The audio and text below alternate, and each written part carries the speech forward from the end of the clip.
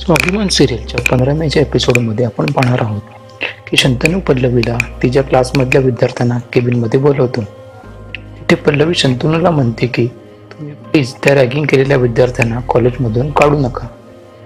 हवं तर त्यांच्याकडून तुम्ही माफीनामा लिहून घ्या आणि माफीनाम्यामध्ये असंही लिहून घ्या की ते असं कधी करणार नाहीत.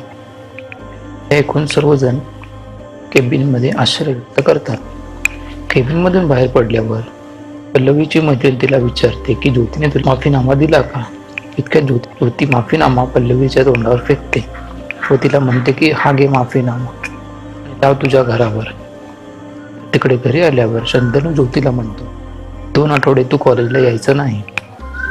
हे ऐकून त्यांच्या घरच्यांना धक्का बसतो, कारण त्यांना माहीत नसते की शंतनू असा का म्हणतो, कारण त्यांना ही गोष्ट माहिती नाही की कॉलेजमध्ये काय घडलेलं असतं.